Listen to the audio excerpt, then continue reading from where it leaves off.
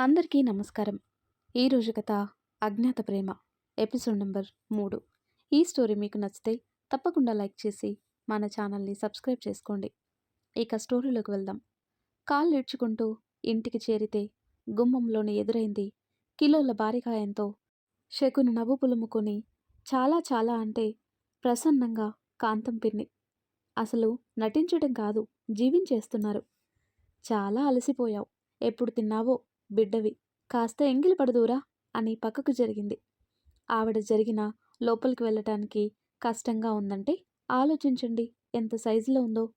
ఎందుకు తల్లి, మీ పని మొదలు పెట్టడానికా అని కసిగా ఆనుకొని, వద్దు పిన్ని, లేట్ అవుతుందని క్యాంటీన్లో తినేసా, చాలా హెవీగా ఉంది అని పొట్ట పట్టుకొని చెప్పి ఆకలవుతున్నా అక్కడ ఒక మెతుకు కూడా ముట్టకూడదని మంచినీళ్లు తాగింది.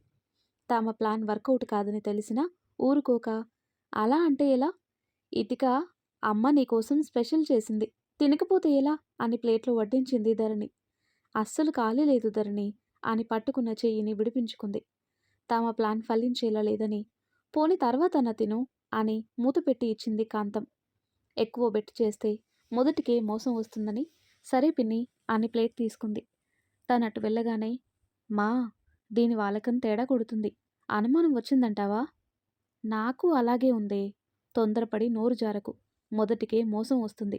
నీ మొగుడిని పిలవకు, దానికి అనుమానం వచ్చిందో లేదో తెలియాలంటే మనకు జాగరం తప్పదు అంది. ఏం చేద్దామని నీ ఉద్దేశం? లైట్స్ ఆఫ్ చేయి అని చెప్పి సోఫాలో కూలబడింది. తల్లి చెప్పినట్టు చేసి ఫోన్ పట్టుకుని తన పక్కన సెటిల్ అయింది. ఇతిక రూమ్లోకి వెళ్ళగానే ఫుడ్ ప్లేట్ పక్కన పెట్టి డోర్ లాక్ చేసుకుని తెరిచిన విండోస్ క్లోజ్ చేసి ఇంకా ఏమన్నా ఉన్నాయేమోనని చెక్ చేసి బెడ్పై పడింది. ఫ్రెష్ అయ్యి ఫోన్లో తనకి కావలసిన మ్యాటర్ చదివి మైండ్ షార్ప్ చేసుకుని కొత్త డిజైన్స్కి ఐడియాలు వేసుకుంది. ఆ ధ్యాసలో పడి తిండి నిద్రని మరిచింది. గంటకు పైగా అక్కడ కూర్చొని ఫోన్ చూసిన ధరణికి వేసుకొచ్చి, మా ఇక్కడెందుకు తిష్ట వేశామో చెప్పొచ్చుగా అని చిరాకు పడింది. షు, పెద్దగా అరవకు అని కసిరి, దీనికి పక్కా డౌట్ వచ్చింది, లైట్ ఆపకుండా ఉందంటే మెల్కొనే ఉంది, నా అనుమానం నిజమైతే తిండి తినదు అని ఖచ్చితంగా చెప్పింది. తల్లి బుర్రకి మెటకలు విరిచి, నువ్వు సూపరే అమ్మా, ఇక్కడ ఉండాల్సిన దానివి కాదు, సిబిఐ కరెక్ట్ అని ముద్దులు పెట్టి ఊపేసింది. కూతురు పొగుడుతలకి మురిసిపోతూ, అది పడుకోదు కానీ మనం పడుకుందాం అని వెళ్తుంటే ధరణికి మెసేజ్ వచ్చింది. ఏంటే, పని కాలేదా అని మొగుడి నుండి. కాలేదని అంటే తలుపు తెరువు, ఇంట్లోకొస్తా అన్న మెసేజ్ చూసి డోర్ తెరిచింది. తల్లి ఎవరని అడుగుతుంటే మీ అల్లుడని చెప్తూ, అతను అడగకముందే ఈరోజు కాదు లైట్స్ వేసుకుని కూర్చుంది, గొడవ చేస్తే మనకే తంట అని ధరణి వాళ్ళని పంపించి కాంతం డోర్ వేస్తూ ఏదో సౌండ్ వినిపించి లైట్స్ వేయకుండా చీకట్లో ఫోన్ వెలుగులో main door right side window దగ్గరికి తీసుకెళ్లి కర్టెన్లు జరిపి అటు ఇటు బొంగరంలా తిప్పింది. మొహాన్ని అద్దానికి అతికించేసి పట్టి పట్టి చూసి వెనక్కి తిరుగుతూ అనుమానంతో రీచెక్ చేసింది. మొదట దొంగోడని కంగారులో ఏం కనబడలేదు కానీ మనసు నెమ్మదించేసరికి ఇందాక కనపడింది ఇప్పుడు కనిపించాయి. ఇంటికి కొద్ది దూరంలో కారుంది, పక్కింటి వాళ్ళదేమో అనుకోగానే, నీ మొహం, నువ్వుండేది పాత బస్తీ కాదు, జూబ్లీ హిల్స్, పార్కింగ్ ప్లేస్ లేకుండా ఎవ్వరూ లేరు, ఉన్నా కూడా పక్క వాళ్ళది లంకంత ఇల్లు, 10 కార్లు పట్టేంత ప్లేస్ ఉందని అంతరాత్మ తిట్టిపోసింది. సరేలే, నీ వాయింపుడు ఆపు అని దాని గొంతు నొక్కి అలాగే చూసింది. కారు డోర్ ఓపెన్ సౌండ్కి అలర్ట్ అయింది. ఎవడో దిగి ఇంటి వైపు వస్తుంటే గుండెలు లబలబలాడాయి. దగ్గరగా వచ్చినవాడు పైకి చూస్తుంటే, ఏ బొమ్మలు ఆడుతున్నాయి నాయనా, అక్కడ ఏముంది అనుకుంటూ స్టన్ అయింది. అతను చూస్తుంది ఇంటిని కాదు, లైట్ వెలుగుతున్న గదిని. అతని చూపు మాత్రం ఇతిక రూమ్ వైపు నుండి తిరగటం లేదు. దానికోసం వచ్చాడా, ఎందుకు అనుకునేలోపు మళ్ళీ కార్ దగ్గరికి వెళ్ళి ఫోన్ తీసుకున్నాడు. ఏం చేస్తున్నాడు అనుకునేలోపు పోలీసులు వచ్చారు. ఇంటి వైపు చూపించి ఏదో చెప్తుంటే చెమటలు కక్కాయి కాంతానికి. ఇతిక గదిలో లైట్ ఆఫ్ కాగానే పోలీసులకి షేక్ హ్యాండ్ ఇచ్చాడు. వాళ్ళు వెళ్ళగానే అతను కారులో కూర్చున్నాడు. 10 నిమిషాలైనా కదలకపోతే టెన్షన్తో నిలబడలేక, ఎవరతను, ఎందుకోసం, దేనికోసం, పోలీసులను పిలవనా, నా శాతంలో ఉంది, పోలీసులు వాడి చుట్టాలైతే నా మాట వింటారా, నన్నే బొక్కలు తోస్తారు అని తల కొట్టుకుంది కాంతం. ఆ తర్వాత కట్ చేస్తే రాత్రి బాగా ఆలోచించి బ్యాగ్ ప్యాక్ చేసుకుంది ఇతిక. ఇక్కడుండి ప్రతి క్షణం టెన్షన్తో గడిపే బదులు హాస్టల్లో ఉండి హౌస్ సర్చింగ్ చేయాలని. 7 దాటినా పిన్నిగారి పలకరింపులు, చెల్లిగారి అతి మర్యాదలు లేకపోవటం ఆశ్చర్యానికి గురి చేసింది. కాంతంకి రాత్రి టెన్షన్తో తెల్లవారుజామున నిద్ర పట్టడంతో మెలకువలేదు. తనకు కొత్త రుచి చూపించలేదనే కోపం, ఆవేశమంతా పెళ్ళాంపై చూపించటంతో మొగుడితో కష్టపడి అలసి సొలసి మొద్దు నిద్రపోతుంది ధరణి. ఇవేమీ తెలియని ఇతిక వాళ్ళు లేచాక చెప్పి వెళ్ళాలని కాసేపు చూసి గేట్ తీసుకుని బయటికి వెళ్ళింది. క్లైమేట్ బాగుంటే పరిసరాలని గమనిస్తూ వాక్ మొదలుపెట్టి పార్క్ చేసిన ఆల్టో 800 కార్ని దాటి లెఫ్ట్కి వెళ్ళింది. ఇతిక దాటుకుని వెళ్ళగానే కారు కూడా అక్కడి నుండి మాయమైంది. ఆ తర్వాత కట్ చేస్తే కాఫీ అన్న మొగుడి పిలుపుతో ధరణి బద్ధకంగా లేచి మా మా అని 10 సార్లు పిలిచింది. ఆవిడ వినే స్థితిలో లేక మొగుడి కాకిగోల భరించలేక అతి కష్టంగా లేచి చెదిరిన బట్టలు సరిచేసుకుని కిందికొచ్చింది. తల్లి కనిపించక పాల ప్యాకెట్ కట్ చేసి స్టవ్ పై పెట్టి తల్లిని పిలిచింది. కూతురు గొంతుకి కళ్ళు చికిలించుకొని బయటకొచ్చి, ఏంటే పొద్దున్నే నీ గోల? రాత్రి నిద్రలేక కళ్ళు మంటలు పుడుతున్నాయి. ఇంతకీ ఆ దరిద్రం లేచిందా అని ముడి చుట్టింది. కింద లేదా? దాని రూమ్లో లేదు. ఎక్కడికి చచ్చింది? ఆఫీస్కి వెళ్ళిందా? ఫోన్ చెయ్యి అంది కాంతం. ధరణి ఫోన్ మాట్లాడి, మా అది మన పంజరం నుండి విడుదల పొందింది అంది. అర్థమయ్యేలా చెప్పవే అంటూ వీపు చురుక్కుమనిపించింది కాంతం. ఆఫీసు దూరమైందంట, దగ్గర హాస్టల్లో ఉంటానంది అని నీరసంగా చెప్తుంటే, తప్పించుకుందా అని కాఫీ కప్పు నేలకేసి కొట్టాడు ధరణి మొగుడు. ఇద్దరూ భయపడి చెవులు మూసుకున్నారు. నీకేం చెప్పానే? అది నాకు దక్కితేనే నువ్వు నా పెళ్ళంగా ఉంటావని చెప్పా. అన్నింటికీ సరేనని ఇప్పుడు నాటకాలు ఆడుతున్నావా అని బుగ్గలు ఒత్తిపడేశాడు. నాటకాలాడుతున్నానా? నీకోసం ఏ పెళ్ళాం చెయ్యని సాహసం చేశా. నా కాలిగోటికి సరిపోని దానికి మర్యాదిచ్చి అందలం ఎక్కించి అడ్డమైన చాకిరీ చేసింది నీకోసం కాదు. ఇన్ని చేస్తే నన్నే అంటావా అని విసురుగా తోసేసింది. వెళ్ళి శుద్ధంగా గోడని ముద్దాడాడు. చేతికి రక్తం తగిలి నన్నే కొడతావా అని జుట్టు పట్టుకుని, నువ్వెలాంటి దానివో నాకు బాగా తెలుసు. నీ స్వార్థం కోసం అక్క పెళ్లి చెడగొట్టావు. మీ నాన్న చావుకి కారణమయ్యావు. నీలాంటాడది ఎక్కడా ఉండదే అన్నాడు. నువ్వు మాత్రం తక్కువ తిన్నావా? నా ఆస్తి కోసం మీ అమ్మని గాలికి వదిలేయలేదా? ఇల్లరికం రాలేదా అనేసరికి రోషం పొడుచుకొచ్చి చెంపలు పగలగొట్టి ఇల్లు వదిలి వెళ్ళాడు. మా మా వెళ్ళిపోతున్నాడే అని ఏడుస్తూ గేటు దాకా వెళ్ళింది. అప్పటికి వీధి దాటి వెళ్ళిపోయాడు. ఏడుస్తున్న కూతురుని లోపలికి తీసుకెళ్ళి, వాడెక్కడికి పోతాడే, తిరిగి తిరిగి ఇక్కడికే వస్తాడు. వాడికి మనం తప్ప దిక్కు దివాన లేదు. కుక్కతోక వంకర. వాడు మారడు. 4 రోజులు బయటుంటే వాడే దారికొస్తాడని ఓదార్చింది కాంతం. ఆ తర్వాత కట్ చేస్తే హాస్టల్లో చేరి లగేజ్ పెట్టేసి నడుచుకుంటూ ఆఫీస్ చేరింది. అక్కడి నుండి వాకబుల్ డిస్టెన్స్. ఇతిక వెళ్ళేసరికి సగం మంది వచ్చి పనిలో పడ్డారు. నెక్స్ట్ వీక్ షో కోసం ప్రిపరేషన్లో ఉన్నారు. తనకేదన్నా వర్క్ ఇవ్వమని వివేక్ని అడిగింది. న్యూ జాయిన్వి ఏ వర్క్ ఇవ్వలేను. తెలియక ఏ పొరపాటు జరిగినా షో మొత్తం spoil. So next time better luck. ఇప్పుడైతే వీళ్ళందరికీ ఏం కావాలో హెల్ప్ చెయ్యి అని వర్కులో పడ్డాడు. ఆ మాటతో అక్కడున్న వాళ్ళంతా ఛాన్స్ దొరికింది కదా అని ప్రతి చిన్న పనికి ఇతికని పిలిచి ఇబ్బంది పెట్టారు. ఆఖరికి వాళ్ళకి టీలందించి ఎంగిలి కప్పులు తీసేదాకా అడ్డమైన చాకరీ చేయించుకున్నారు. వాళ్ళ మాటలు పనులు శృతి మించటం గమనిస్తూనే ఉన్నాడు వివేక్. ఆయన కూడా చూసి చూడనట్లు వదిలేశాడు. కొన్ని సందర్భాల్లో ఇతిక చాలా హట్ అయింది. ఇలాంటి పనులు చేయాలా అని, జాబ్ వదిలేసి వెళ్ళాలని అనుకుని చివరి నిమిషంలో మనసు మార్చుకుంది. తండ్రి చెప్పిన మాట జ్ఞాపకం వచ్చి, నీ లక్ష్యం మంచిదైతే ఎన్ని అవరోధాలు ఆటంకాలు ఎదురొచ్చినా దాటుకుంటూ ముందుకు సాగాలి కానీ వెనకడుగు వెయ్యొద్దని. ఆయన మాటలకి నిరాశ నిండిన మనసు నిబ్బరాన్ని నింపుకుంది. ఈ పని చేస్తున్నాననే బాధ లేకుండా వాళ్ళు చెప్పిన అడ్డమైన పనులు విసుగు చెందకుండా చేసింది ఇతిక. చివరికి తనపై ఈర్ష్యగా ఉన్న ఒకరిద్దరు కూడా ఏమనకుండా చెప్పినట్టు చేస్తుంటే వాళ్ళలో మార్పొచ్చి ఫ్రెండ్స్ అయ్యారు. హాస్టల్ వైపు నడుస్తుంటే లిఫ్ట్ ఇవ్వనా అని బైక్తో పక్కకొచ్చాడు వివేక్. నో నీడ్ వివేక్, పక్కనే హాస్టల్ అంది. కోపంగా ఉన్నావా అన్నాడు. ఎందుకు అని కళ్ళు చిట్లించింది. నా మాటలకి అన్నాడు. Nothing like that. In fact good lesson for me. ఏదైనా కింది నుండి మొదలవ్వాలి. పునాది గట్టిగా ఉంటే కట్టడం నిలబడుతుంది. ఆ పునాదిని మీరు వేయించారు అంది ఇతిక. నన్ను తిట్టుకుంటావని భయపడ్డా.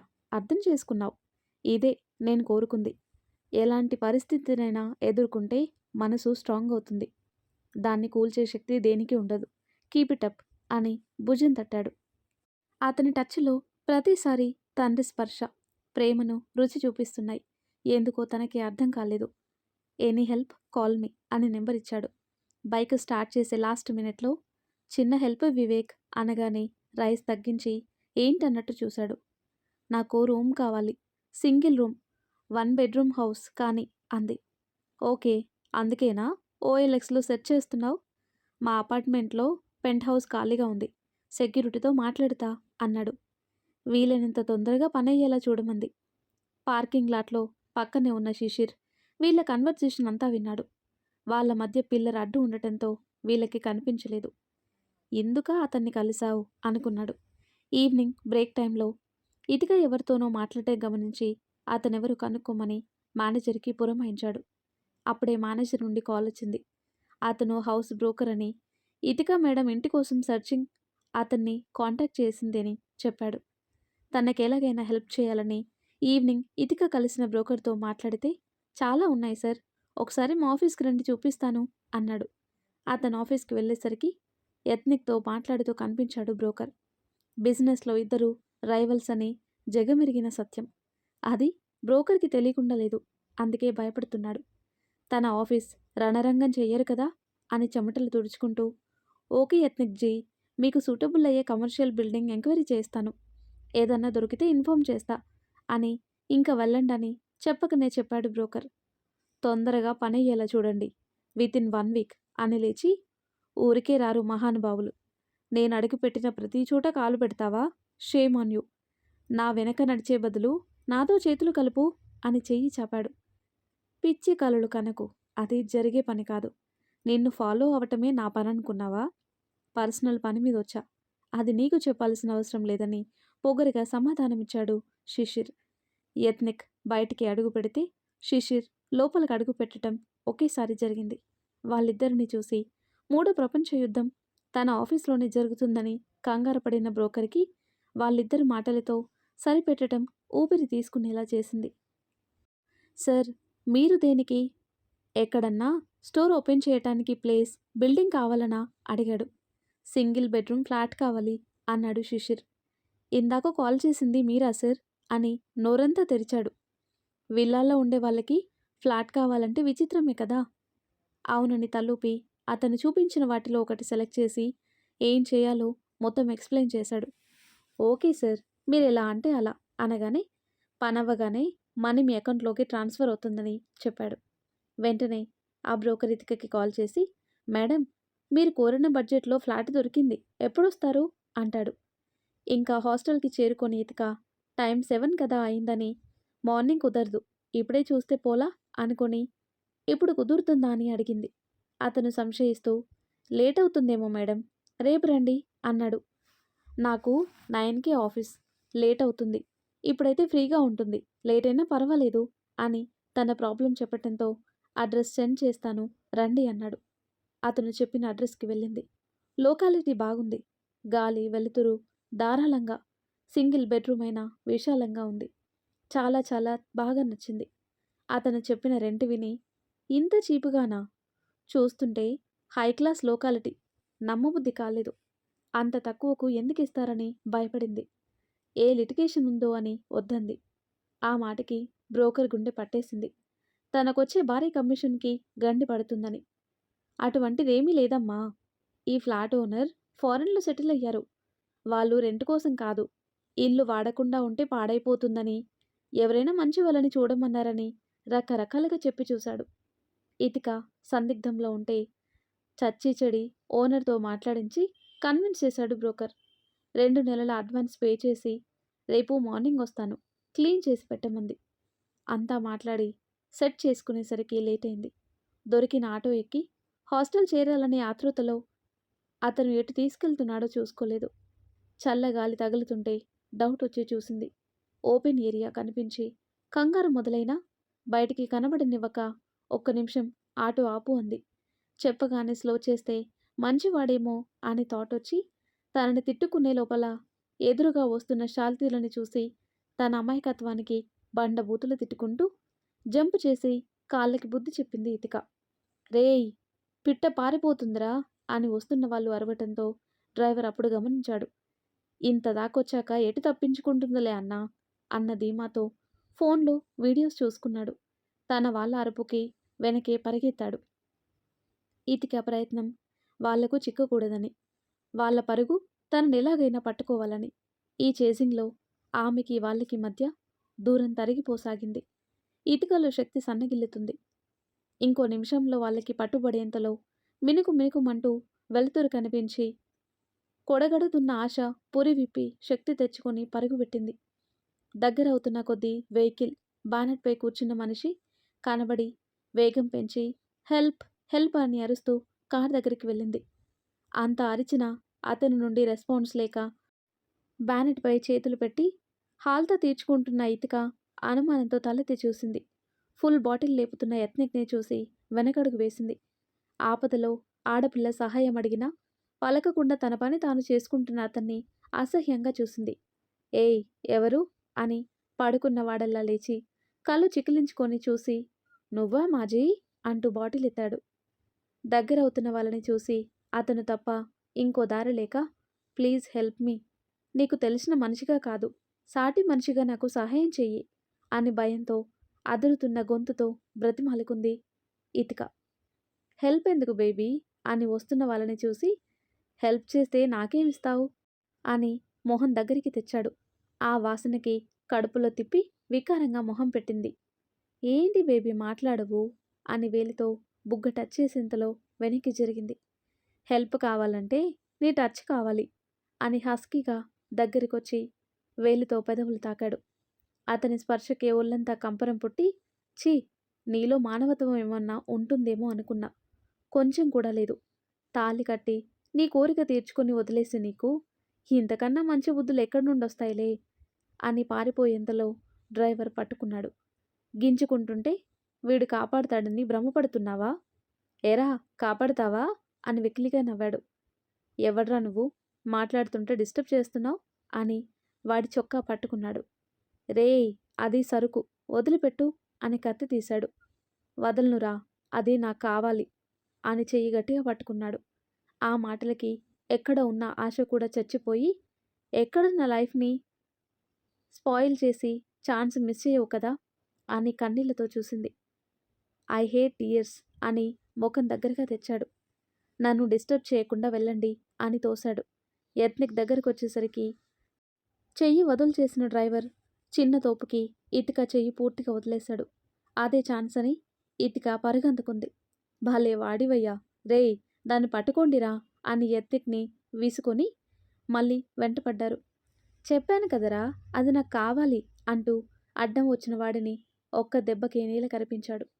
ఈసారి ప్రాణం పోయిన వాళ్ళకి చిక్కకూడదని పరుగు పెట్టేంతలో వాడు తొత్తులు ఇతికని పట్టుకున్నారు. పట్టుకున్న వాడి చెయ్యి ఎందుకు పనికి రాకుండా పోయింది. అతను కొట్టిన దెబ్బలకి ఇతిక స్టన్ అయింది. వాళ్ళ భార్య నుండి తప్పించుకున్న అతని నుండి తప్పించుకోవటం సాధ్యం కాదని, సేఫ్టీ లేదని కాళ్ళకి బుద్ధి చెప్పేంతలో కారులోకి తోసి లాక్ వేశాడు.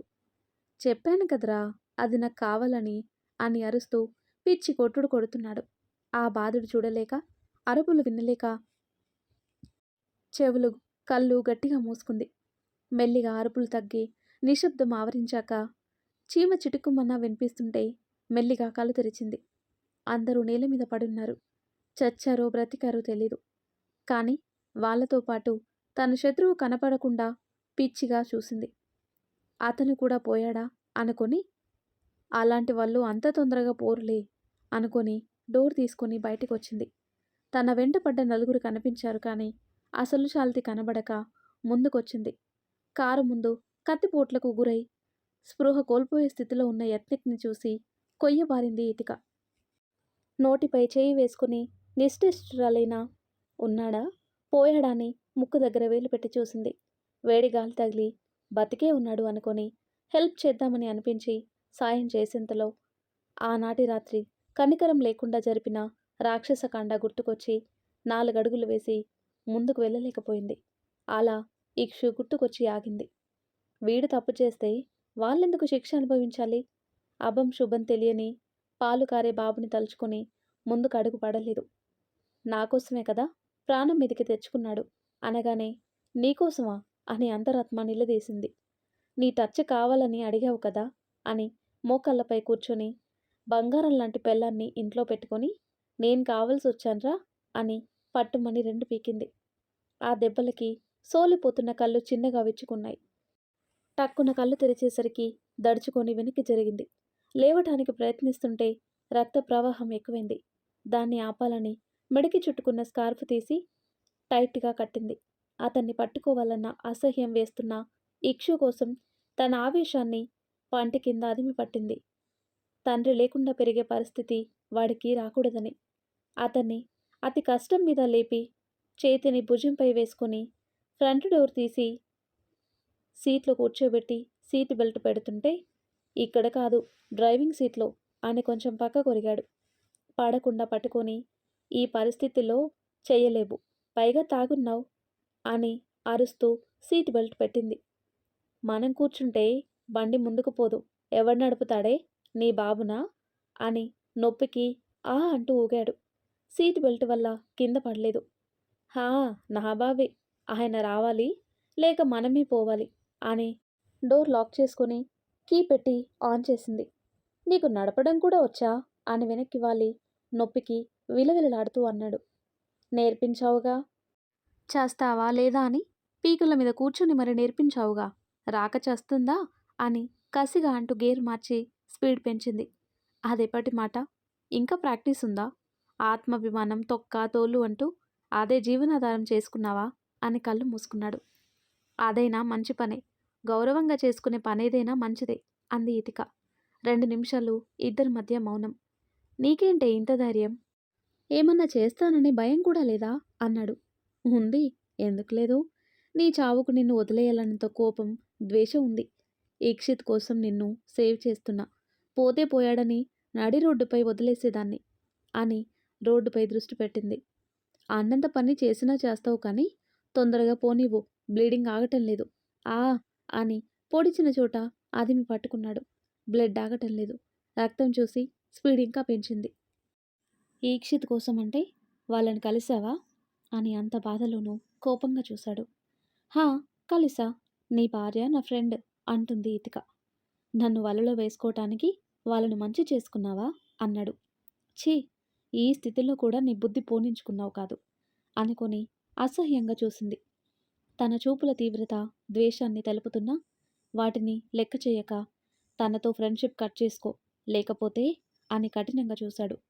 హా, లేకపోతే ఏం చేస్తావు అని స్టీరింగ్ మీద నుండి అతని వైపు చూసి భయపడింది. నిజంగానే ఆ కళ్ళు ఎర్రటి అగ్నిజ్వాలలని కురిపిస్తున్నాయి. తల తిప్పి అతనికి భయపడి అలతో ఫ్రెండ్షిప్ కట్ చేసుకోవాలా? ఇక్షు ముద్దు ముద్దుగా మా అన్న పిలుపు, అలా కురిపిస్తున్న అభిమానం అన్నీ ఈయన కోసం వదిలేయాలా? ఎలాగూ బంధాన్ని తెంచేశాడు, ఇప్పుడు వీళ్ళతో కూడా దూరంగా ఉండమంటాడా అని కసిగా చూసి, నెవర్ యత్నిక్, నన్ను నీ జీవితం నుండి వేరు చేసినంతగా ఈ విషయంలో నీ కోరిక తీరదు. నువ్వు వద్దన్నావు కాబట్టి బలంగా ఫిక్స్ అయ్యా, వాళ్ళతో బలమైన అనుబంధం పెనవేసుకుంటా అని గట్టిగా ఊపిరి పీల్చుకుంది ఇతిక. ఏంటి మాట్లాడవు, సే ఎస్ ఆర్ నో అని గాండ్రించాడు. నో అని స్టీరింగ్పై గుద్దేసరికి హార్న్ మోగింది. నోటి దూల ఎక్కువైంది. సేవ్ చేస్తే నీ టచ్ కావాలన్నా, అప్పుడు అడిగాను, ఇప్పుడు తీసుకుంటాను అని బెల్ట్ తీసి మీదికొస్తుంటే అసలు మనిషివేనా అని ఒక చేత్తో కారు కంట్రోల్ చేస్తూ ఇంకో చేత్తో నెట్టేసింది. పడినట్టే పడి స్ట్రింగులా లేచి మొహం పట్టుకునేసరికి అతన్ని ఆపటానికి 2 చేతులు వాడటంతో కారు బ్యాలెన్స్ తప్పి చెట్టుకి గుద్దుకుంది. ఆ టెన్షన్కి ఇతిక యాక్సిడెంట్ అయ్యే చివరి నిమిషంలో జరిగేది తలుచుకొని ఫెయింట్ అయింది ఇతిక. చురుక్కుమన్న బాధకి కళ్ళు తెరిచింది. దేవదూతలాగా తెల్లటి దుస్తులలో కనిపించిన నర్సుని చూసి మొదట చచ్చానా అనుకుంది. మేడం అన్న పిలుపుతో బ్రతికే ఉన్నా, అది హాస్పిటల్లో అని అర్థమై మెల్లిగా లేచింది. పెద్దగా దెబ్బలేం తగల్లేదు. ఎయిర్ బ్యాగ్స్ వల్ల పెద్ద ప్రమాదం తప్పింది. మెల్లిగా లేస్తుంటే జాగ్రత్త అన్న వివేక్ మాటకి ఆశ్చర్యపోతూనే మీరిక్కడా అంది. నేనే తీసుకొచ్చా. రాత్రి మీ నుండి కాలొస్తే ఈ టైంలో ఎందుకు చేశారని మీకు కాల్ చేస్తూనే ఉన్నా. రెస్పాన్స్ లేక తెలిసిన ఫ్రెండ్ ద్వారా లొకేషన్ ట్రేస్ చేసి వచ్చాను. అప్పటికి యాక్సిడెంట్ అయింది. అసలేం జరిగింది ఇతిక? గాయాలు పాలైన వ్యక్తి ఎవరు? ఆ సమయంలో అతనితో ఎందుకున్నావు అని ప్రశ్నించాడు. 4 రోజుల పరిచయానికి ఇలా అడిగితే కోపం వచ్చేదేమో. కానీ వివేక్పై కోపం రావటం లేదు ఇతికకి. సొంత మనిషి ఆప్యాయంగా అడుగుతున్నట్టు ఉంది. హౌజు చూడటానికి వెళ్ళి ఆపదలో పడితే కాపాడే సమయంలో అతనికి దెబ్బలు తగిలాయి. హాస్పిటల్కి వెళ్తుంటే యాక్సిడెంట్ అయింది అని మాత్రమే చెప్పింది. కానీ యత్నికి తెలుసని అతను చేసిన పని చెప్పలేదు. చెప్పాలని అనిపించలేదు. హౌస్ కోసం వెళ్ళావా? చెప్పా కదా నేను చూస్తానని. ఎందుకంత తొందర అని బాధ, కోపం కలగలిసిన మనసుతో అరిచాడు.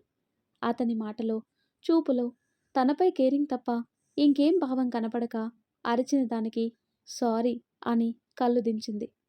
భయపడుతుందని సారీ, ఏదన్నా జరుగుంటే అనే ఊహలో నోటికొచ్చింది అనేస అని సిన్సియర్గా అపోలజీ చెప్పాడు వివేక్. నో నీడ్ వివేక్ అని నోటితో అని మీ కేరింగ్ నచ్చిందని మనసులో అనుకుంది. తనకే తెలియకుండా అతనిపై పాజిటివ్ వైబ్రేషన్ కలుగుతుంది ఇతికకి. అది ఎందుకో దేనికో తనకే తెలీదు. అప్రయత్నంగా యత్ని గుర్తుకొచ్చాడు. ఎలా ఉన్నాడో అనుకుంటే ఇన్నర్ తిట్టేసింది. వాడి గురించి ఆలోచిస్తావెందుకే? చింత చచ్చిన పులుపు చావనట్టు ఇన్నేళ్ళైనా వాడిలో కొంచెం కూడా మార్పు రాలేదు. సహాయం చేయమంటే వెధవ టచ్ కావాలంటాడా? వాడికి బుద్ధి లేదు. మరి నీకేమైందే? కాపాడాడని సానుభూతి. అది కూడా లేకుండా ఎంత నీచంగా ప్రవర్తించాడోనని అంటుంది. నేనేమీ అతని కోసం ఆలోచించలా. అల కోసం, ఈక్షు కోసం అని చెప్పి దాని గొంతు బలవంతంగా నొక్కేసింది ఇతిక. చిన్న చిన్న దెబ్బలే. హాస్టల్కి వెళ్తానని పట్టుబడింది ఇతిక. చిన్న చిన్నవే అనిపిస్తాయి. బాడీ పెయిన్ ఇస్తుంది. వన్ డే ఇక్కడే ఉండు అని వివేక్ అంటున్నా వినలేదు. పెద్ద మొండిలా ఉన్నావు. హాస్టల్ దాకా డ్రాప్ చేస్తా. అది మాత్రం కాదనకు అని ముందర కాళ్ళకి బంధం వేశాడు. కాదన్నా ఒప్పుకోడని ఓకే సార్ అని చిరు కోపంగా అంది. తన కోపం తెలుస్తున్నా వినేది లేదన్నట్టు ఈరోజు లీవ్ తీసుకో, సార్కి నేను ఇన్ఫార్మ్ చేస్తా అంటూ ఉండగానే శిశిర్ ఇతికని వెతుక్కుంటూ వచ్చాడు. అతను వచ్చిన తీరు చూస్తుంటే ఎవరైనా చాలా కావాల్సిన వాళ్ళు అనుకుంటారు. అలా వచ్చాడు మరి నైట్ ట్రాక్లో. సూరత్ డీలర్స్తో మీటింగ్లో ఉండాల్సిన మనిషి హఠాత్తుగా అక్కడ కనిపించటం వివేక్ ఆశ్చర్యానికి కారణమైంది. రావటం ఆలస్యం. ఎవరు వాళ్ళు? అసలు అంతరాత్రి పూట బయటికెందుకు వెళ్ళావు? ఏదన్నా పనుంటే తెల్లారాక చూసుకోకూడదా? అంత కొంప మునిగి పనులున్నాయని అర్ధరాత్రి నోట్ల మీద పడ్డావు? చెప్పు అని ఆవేశంతో ఊగిపోయాడు. అతని ఆవేశానికి వివేక్, ఇతిక అలాగే చూశారు. వివేక్ అయితే అసలు అర్థం కాలేదు. ఎంప్లాయీ కోసం బాస్ రావటం, ఆవేశపడటం, ఇంత ఎఫెక్షన్ ఏంటా అని అతన్ని అదే పనిగా చూశాడు. శిశిర్కి తనపై ఇష్టం ఉందని తెలుసు. కానీ మరి ఇంత అని అసలు ఊహించలేదు ఇతిక. ఆ రోజు ప్రపోజ్ చేస్తే అట్రాక్షన్ అందుకుంది. కానీ 4 ఏళ్లు దాటినా అతని ప్రేమలో ఏ మార్పు లేదని అతని ప్రవర్తన తెలియజేస్తుంటే బాధగా కళ్ళు మూసుకుంది. నీ ప్రేమకి నేను అర్హురాలని కాదనుకుంటూ. ఇదంతా వివేక్ ముందు జరగటం ఎంబారసింగ్గా ఉంది. సమాధానం ఇవ్వకుండా వివేక్ వైపు ఇబ్బందిగా కదలటం చూశాక కానీ తను చేసిన తప్పేంటో శిశిర్కి అర్థం కాలేదు. తన వైపు అవాక్కై చూస్తున్న వివేక్ మనసులో ఊహలు రెక్కలు కట్టకముందే కూల్చేయాలని, నీ పరిస్థితిలో ఇంకే అమ్మాయి ఉన్నా ఇలాగే రియాక్ట్ అవుతా. నా ఎంప్లాయీ సేఫ్టీ చూడాల్సిన బాధ్యత నాకుందిగా అని వివేక్ మనసు ఇంకేదో ఆలోచన చేయకుండా ముందరి కాళ్ళకి బంధనం వేశాడు శిశిర్. నువ్వేంటిక్కడ అని అప్పుడే వివేక్ని చూసినట్టుగా అడిగాడు శిశిర్. యత్నిక్ వల్ల ఇదంతా జరిగిందని తెలిస్తే ఎలా రియాక్ట్ అవుతాడోనని నేనే పిలిచాను సార్ అని ఇతిక చెప్పింది. యాక్సిడెంట్ సంగతి చెప్పాలని అనుకున్న వివేక్ ఇతిక మాటతో ఆగిపోయాడు. తను చెప్పకూడదని డిసైడ్ అయ్యిందని. ఎందుకు అని కోపంగా అడిగాడు. ఆ సమయంలో తనే గుర్తుకొచ్చాడు అంది.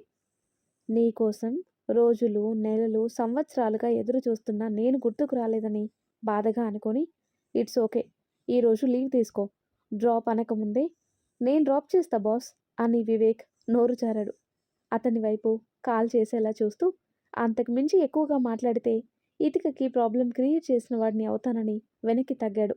అనవసరంగా రూమర్స్‌కి ఛాన్స్ ఇచ్చినట్టని. ఎన్నో చెప్పాలని ఉన్నా ఏం చెప్పలేక టేక్ కేర్ అని మాత్రం చెప్పాడు. శిశిర్ వెళ్ళాక కాలు నడవటానికి ఇబ్బంది పడుతుంటే వివేక్ చేయి చాపాడు ఆసరా కోసం. అవసరం లేదని గోడ ఆసరా చేసుకుని చిన్నగా నడుస్తుంది. లిఫ్ట్ దగ్గర వెయిట్ చేస్తుంటే అలా కనిపించింది. ఇతికని చూడగానే ఆత్మీయురాలిగా అనిపించి ఎవరినో కాపాడబోయి నాకు అన్యాయం చేయాలని చూశాడు అని అరకొరగా చెప్పి బాధపడింది. ఇలా చెప్తే ఎవరికీ అర్థం కాదు. తన వల్ల జరిగిన ఘటన కావటంతో అర్థం చేసుకుంది ఇతిక. తన వల్లే జరిగిందని చెప్పలేక బ్లాంక్ ఫేస్ పెట్టి ఇప్పుడెలా ఉంది అని మాట వరుసకి అడిగింది. ఎవరో దయతలిచి హాస్పిటల్కి తీసుకురాబట్టి నా ఐదోతనం నిలిచింది అంటే వివేక్ని కృతజ్ఞతగా చూసింది ఇతిక. ఇప్పుడు పర్వాలేదు, నా బాధలో పడి నీ సంగతి మరిచాను. ఇతను నీ హస్బెండా అని కళ్ళు తుడుచుకొని అడిగింది అలా. కాదు కాదు, నా టీం లీడ్ అని కంగారు పడింది ఇతిక. ఎర్లీ మార్నింగ్ చెకప్కి వస్తే ప్రెగ్నెన్సీ అనుకున్నా, సారీ ఏమనుకోకు అని నొచ్చుకుంటూ తన ఫ్లోర్ రాగానే వెళ్ళింది. అల్లిక మాటలకి వివేక్ వైపు చూడలేకపోయింది ఇతిక. తనంత అంబార్సింగ్గా ఫీల్ అవుతాడని కళ్ళు దించింది. అసలు ఆ మాటలు తనకి సంబంధించినవి అనుకోకుండా ఇక్కడే ఉండు, బైక్ తీసుకొస్తా అని అతను వెళ్ళగానే తాళెత్తింది ఇతిక. కారు హార్న్ సౌండ్కి పక్కకు జరుగుతూ యథాలాపంగా దిగుతున్న మధ్య వయస్కురాల్ని చూసింది. ఎవరు అనుకుంది, కానీ దగ్గరికొస్తున్న కొద్దీ ఎక్కడో చూసినట్టు అనిపించింది.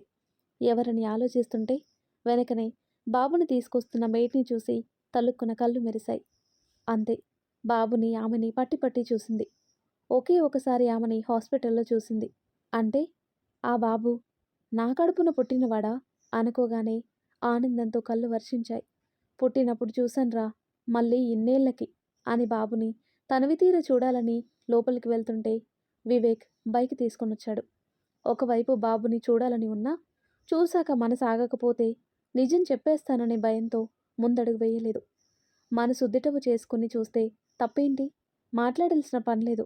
ఒకసారి తనివి తీర చూసుకొని కరువు తీర హత్తుకోవాలని మనసు ఉబ్బలాట పడుతుంటే ఆగలేక ఒక అడుగు వేసింది. వివేక హార్న్ సౌండ్కి ఏమనుకుందో ఏమో వెనకడుగు వేసి తిరిగి చూడకుండా బైక్ ఎక్కింది. హాస్టల్ రూమ్కి ఎలా చేరిందో తెలీదు. రూమ్మేట్స్, కాలేజ్ స్టూడెంట్స్ వాళ్ళు ఇతికకి బాయ్ చెప్పి వెళ్ళిపోయారు. వాళ్ళు వెళ్ళాక మంచంపై పడిపోయింది. పదే పదే ముద్దుగా బొద్దుగా ఉన్న బాబు రూపమే కదలాడసాగింది. తప్పు చేశావితిక అని అంతరాత్మ నిలదీసినా సమాధానం చెప్పలేని అసహాయ స్థితిలో ఉంది ఇతిక. మరి ఆ తర్వాత ఏం జరుగుతుందో నెక్స్ట్ వీడియోలో తెలుసుకుందాం. ఎంతో ఇంట్రెస్టింగ్గా ఉండే ఈ స్టోరీ నెక్స్ట్ పార్ట్స్ కోసం ఈ వీడియో లైక్ చేసి మన ఛానల్ని తప్పకుండా సబ్స్క్రైబ్ చేయండి. Thanks for watching.